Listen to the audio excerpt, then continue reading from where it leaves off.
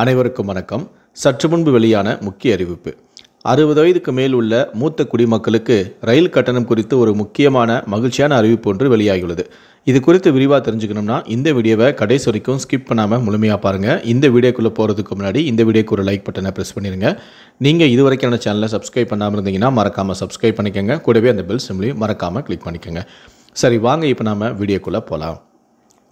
நாடு முழுவதும் மத்திய மாநில அரசுகள் மூத்த குடிமக்களுக்கு என்று பல்வேறு வகையான திட்டங்களை செயல்படுத்தி வருகின்றன. வங்கிகள், தபால் நிலையங்கள், ரேஷன் கடைகள், ரயில் பயணம், பேருந்து பயணம் உள்ளிட்ட பல இடங்களில் சிறப்பு சலுகைகள் அறிவிக்கப்பட்டு வருகிறது. மேலும் ஓய்வூதியம் சார்ந்த திட்டங்களிலும் சலுகைகள் வழங்கப்பட்டு வருகிறது.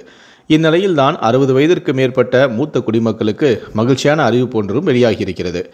ரயில் பயணத்தில் 58 வயது நிரம்பிய பெண்களுக்கும் 50% கட்டண சலுகையும், 60 வயது நிரம்பிய ஆண்களுக்கு 40% கட்டண சலுகையும் வழங்கப்பட்டு வந்தது. ஆன்மீக தலங்களுக்கு செல்லவும், மருத்துவ சிகிச்சைக்கு சென்று வரவும் மூத்த குடிமக்களுக்கு இந்த கட்டண சலுகை பேருதவியாக இருந்தது. இதற்கிடையில் 2020ஆம் ஆண்டு கொரோனா நோய் தொற்று பரவல் காரணமாக ரயில் சேவை நிறுத்தப்பட்டது. சில மாதங்களுக்கு பிறகு ரயில் சேவை படிப்படியாக தொடங்கிய போதும் ரயில்வேயில் செலவுகளை கட்டுப்படுத்த நோக்கில் மூத்த குடிமக்களுக்கான கட்டண சலுகை ரத்து செய்யப்பட்டது. இந்த நிலையில்தான் இந்த கட்டண சலுகையை மீண்டும் வழங்க வேண்டும் என பல்வேறு தரப்பினரும் கோரிக்கை விடுத்தனர். இந்த நிலையில்தான் மூத்த குடிமக்களுக்கு ரயில் கட்டணத்தில் எவ்வளவு தள்ளுபடி வழங்கப்படுகிறது என்பது குறித்து எழுப்பப்பட்ட கேள்விக்கு மத்திய ரயில்வே துணை அமைச்சரான அஸ்வின் வைஷ்ணவ் கொடுத்த விளக்கத்தில், ரயில் பயணிகளுக்கு ரயில்வே தொடர்ந்து சலுகை அளித்து வருகிறது எனவும் தெரிவித்தார். இருப்பினும் ரயில்வே டிக்கெட் மானியங்கள் கடந்த ஆண்டுகளில் குறிப்பிடத்தக்க அளவுக்கு குறைக்கப்பட்டுள்ளது என்பதையும் அவர் தெரிவித்தார். இதனைத் தொடர்ந்து ரயில்வே டிக்கெட் மானியங்கள் நிறுத்தப்பட்டது குறித்து மதிமுக எம்பியான துரை வைகோ நாடாளுமன்றத்தில் கேள்வி எழுப்பினார்.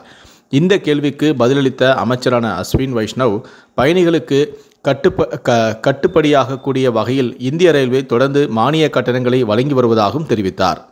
ரயில் சேவை வழங்குவதற்கான செலவு 100 ரூபாயாக இருக்கும்போது 47% மானியமாகவும் 54 ரூபாய் மட்டுமே கட்டணமாகவும் வசூலிக்கிறோம் எனவும், விளையாட்டு வீரர்களும் இந்த மானியத்தில் சேர்க்கப்பட்டுள்ளனர் எனவும், தற்போது டிக்கெட் விலையை வைத்து 56,993 கோடி ரூபாய் மானியமாக வழங்கப்படுகிறது எனவும், அனைத்து விதமான பயணிகளுக்கும் ரயில்வே மானியம் கொடுக்கிறது எனவும் அவர் தெரிவித்தார். எனவே மூத்த குடிமக்களுக்கான சலுகைகள் மீண்டும் வழங்க நாடாளுமன்ற குழு பரிந்துரைத்துள்ளது. இருப்பினும் கொள்கையை மாற்றியமைப்பது குறித்து மத்திய அரசாங்கத்திடம் இருந்து எந்த அறிகுறியும் இல்லை.